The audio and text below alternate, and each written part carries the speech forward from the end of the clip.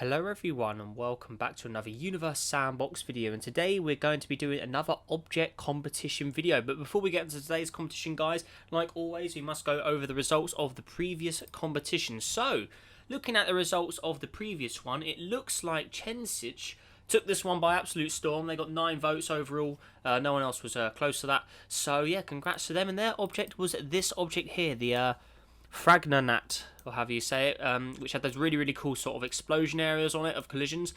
Honestly, very nice world indeed. Yeah, a very nicely done winner there. So yeah, congrats to Chensich. I believe this is his first win. Let's check the leaderboard. I do have a little leaderboard of who's who.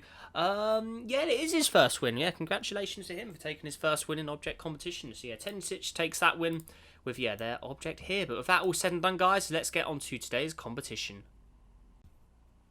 Okay everyone, so for today's competition we are doing an abandoned alien world competition. Okay, this should be interesting. Okay, so let's see what you guys have prepared for us here. So we've got quite a lot of submissions for this one as well, so it should be interesting. So right, let's search up competition as always, and here is our lineup. Look at this. Okay, cool. Right, so first object here we have got abandoned alienness from this is from Sub Satellite. I think this is their first competition, so welcome. Okay, so here it is here. Let's pause it. It's got some massive mark on it. Right, okay, so let's see. Did they put any description for their objects? And a lot of people put a lot of reading for this one. Okay, so my first submission, I have no idea. I hope nothing goes wrong. Okay, and they didn't put any description about their planet. But yeah, anyways, here is their planet. So the abandoned alien world. So as we can see, it's not looking too good. It's got some watery areas on it, but it's also got some lot of molten rock going on there. So there is their world, and also that massive collision mark. So there we are. Right, okay, who have we got next? Let's again open it up again. Okay, next up we have got trains. Okay, let's see what trains are prepared for us here. So, right, trains. Did they put any... No, they didn't put any submission or any description whatsoever. Here it is. It's very dark and mysterious world, as we can see. And yeah, not easy to spot the features, but you can see it's mostly dark. Maybe a bit of like light purple in there mixed in with the dark, the black and brown areas. But yeah, there it is. So abandoned and very dark indeed. Okay, next up, let's see who we have now. Right, so abandoned world. This is by Free Electronica. So I hope I'm saying your name right there. Okay, let's see what they have got for us. Okay, so another different looking world. Okay, so what do they put? I think they put a description for theirs. Let's have a look. I don't know actually. Did they put a description? There's so many people who put descriptions to this one, so there's a lot of reading we have got for today. So yeah, pretty crazy stuff. Okay, so here it goes. Here it is. So 160 years ago, a political tension between the superpower nations of Halor, which is the name of this planet, resulted in full nuclear war.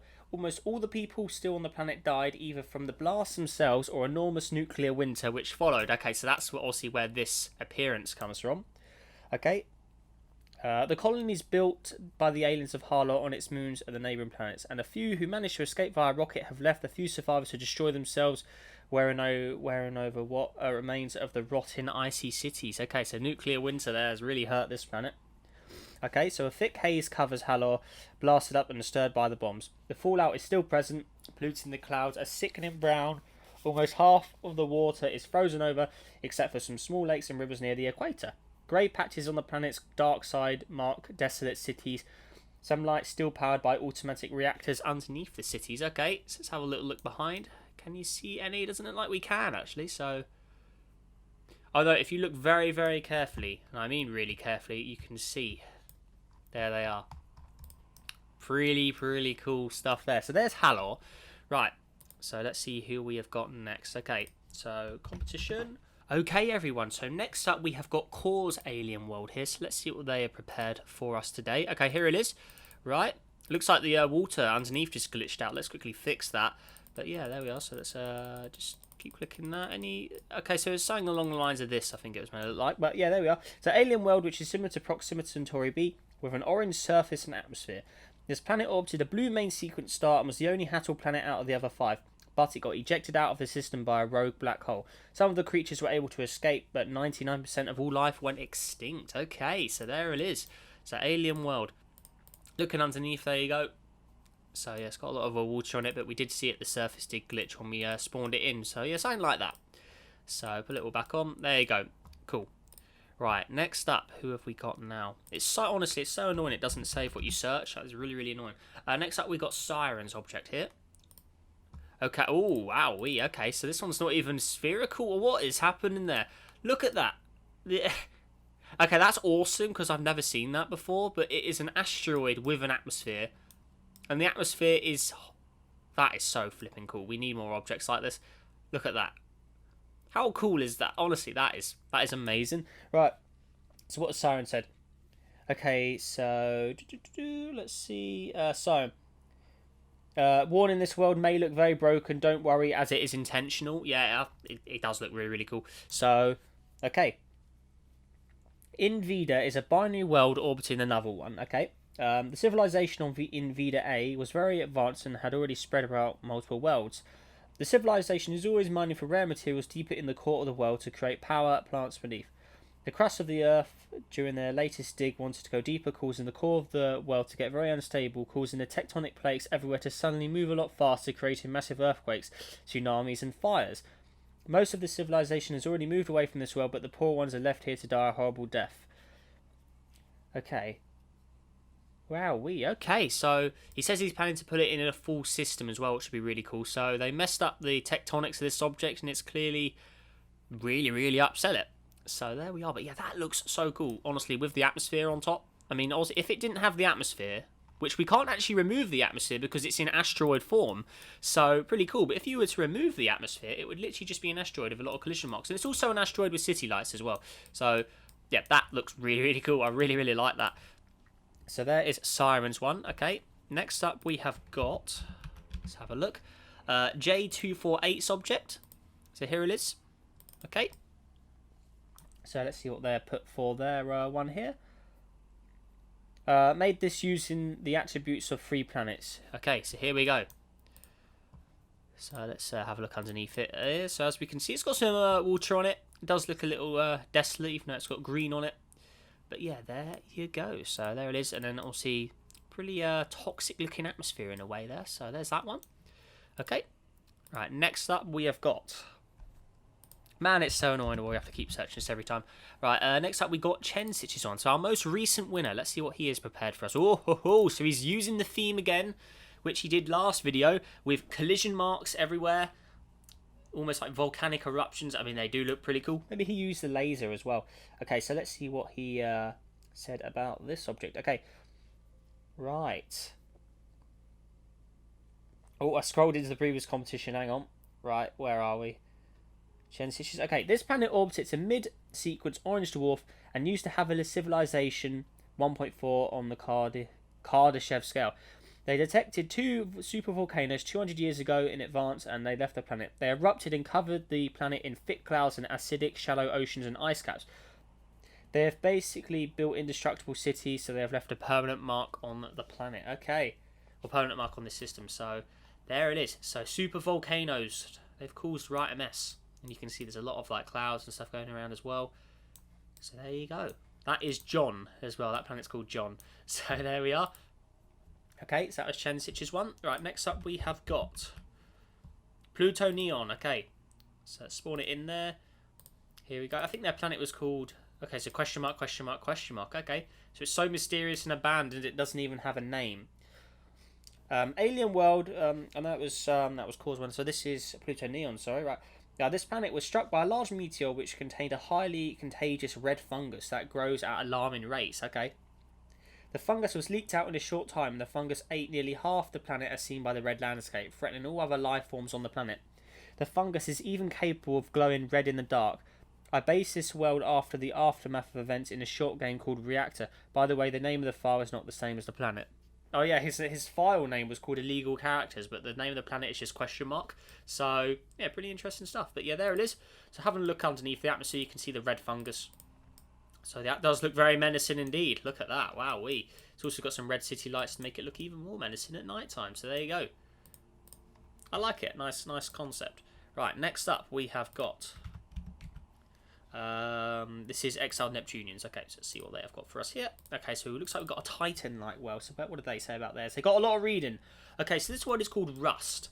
Okay, so Rust, formerly known as Aronia, is a planet around 3 out of 4 size of the Earth, so 3/4 size of the Earth. When the planet was first discovered, it was seen with an extremely intelligent life. However, unfortunately, due to the aliens on the planet, Rust orbits a Chinese star system with 4 other planets, Rust being the furthest and previously habitable planet in the system.